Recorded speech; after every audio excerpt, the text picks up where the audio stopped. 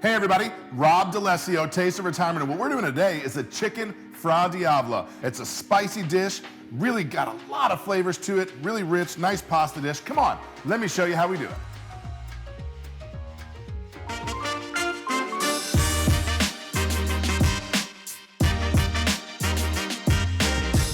All right, welcome back. We're gonna do a fra diavolo today. We're gonna do a chicken fra diavolo. So you can do it with shrimp, you can do it with sausage, meatballs, whatever you want. It's really, really versatile. What you're gonna do though, you're gonna make that sauce and you're gonna kick it up a notch, right? You're gonna get it spicy. Now, remember, go to our YouTube page, like and subscribe. You'll see amazing content just like this one. First step we're gonna do though is we've gotta bread the chicken and then cook it off in a pan. Now, when you buy your chicken breasts, if you buy them at the grocery store, generally they're really thick on one side and really thin on the other. So you either have to butterfly them or pound them out because you want it as even as possible. So what we did is we went ahead and butterflied the chicken breast so it's nice and even all the way throughout. And what we're gonna do, we're gonna dredge it in flour, then we're gonna do a little egg bath, and then we're gonna go with Italian breadcrumbs. Now, you can use panko or you can use some sort of other breading, but I like an Italian breadcrumb. It's just something that I grew up with and I love it. I've got some canola oil in a pan, and the reason why we're using canola oil is because it has a higher smoke point. You don't want to use butter, you don't want to use olive oil, use canola, grapeseed oil, something else that can handle that heat. So you'll take the chicken, pat it down, dredge it in the flour, that's what that's called, is dredging it in the flour. And then what you're gonna do is you're gonna do an egg wash, get it nicely coated, and then we go with the breadcrumbs. And then I like to sprinkle them across, pat it down gently.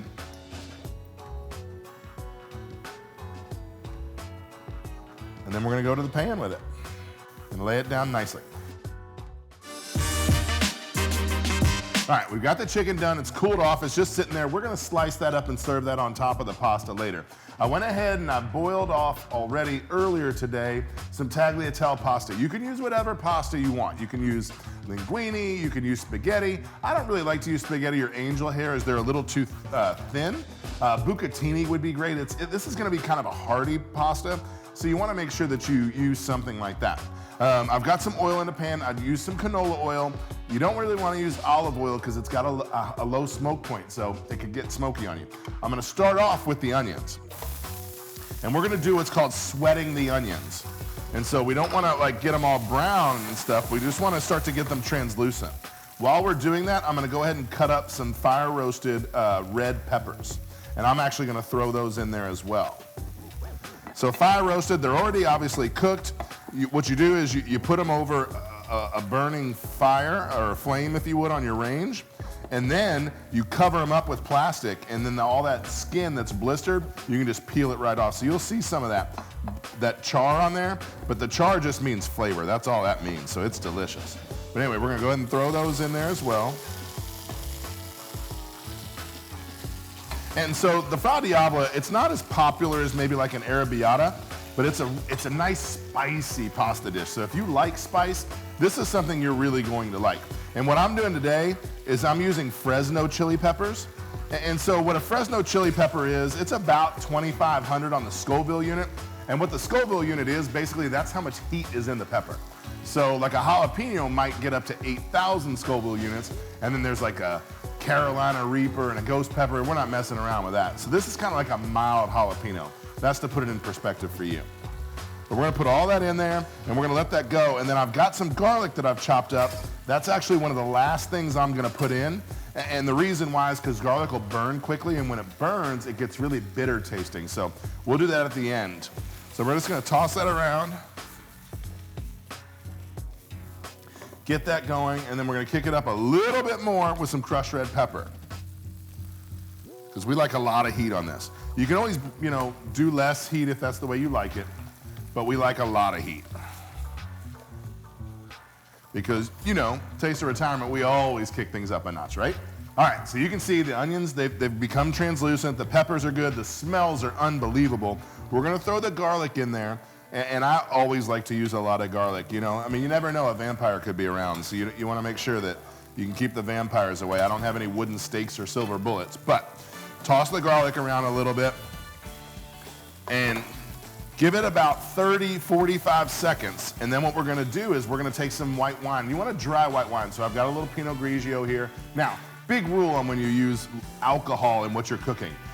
Don't use it if you're not gonna drink it, okay? Don't buy some cheap boxed wine, and I'm not saying all boxed wine is not good. I'm just saying don't buy cheap wine and use that in your dish. You're not gonna like it. So buy a wine that you're gonna use, and we're gonna deglaze the pan with that. We're gonna reduce it down, then we're gonna throw the tomatoes in, and we'll talk about those in just a minute.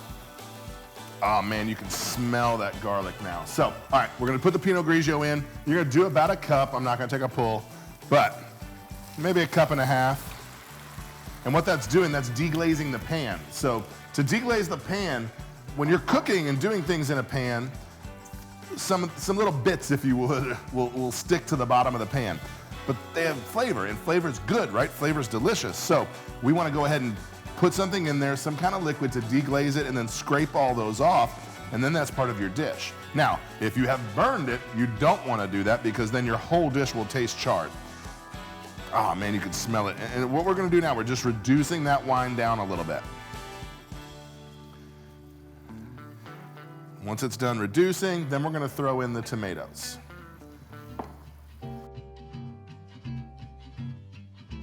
So the wine's reduced down by about a half, maybe a little bit more than that. So what we're gonna do now is we're gonna add the tomatoes in. Now what I do, I buy a San Marzano tomato. These are unbelievable. They're some of the best tomatoes in the world. They come from California, that nice, dry, arid sun. And I buy whole peeled tomatoes because they have all the flavor. You can buy diced or you can buy tomato sauce or whatever you want, but I buy whole peeled, and then I actually use an immersion blender to grind them up and make them, you know, like a sauce. But I just think the flavor's better that way. So we're gonna add that in.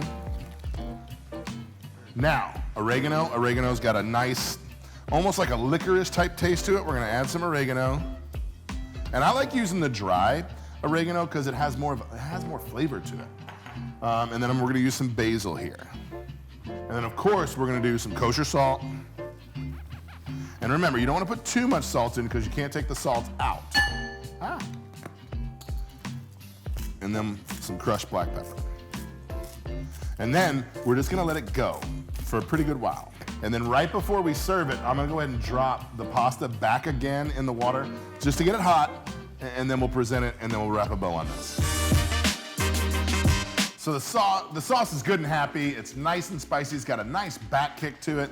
Everything's great. I'm gonna drop the pasta in the water just for like 10, 15 seconds. That's all we're gonna do here, because all we wanna do is just get it nice and hot, okay? While that's getting hot, then we're gonna go straight to the pan, and I'm gonna toss it in a little bit, and then we're all done.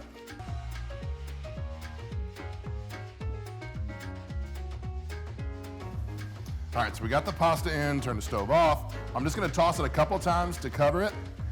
All right, so now we've got everything done, so we've got to plate it. And here's one of the big differences, though. A lot of times people will plate pasta at home, and they just don't make the presentation great. It always looks so good in a restaurant. So what we're gonna do is we're gonna nest the pasta.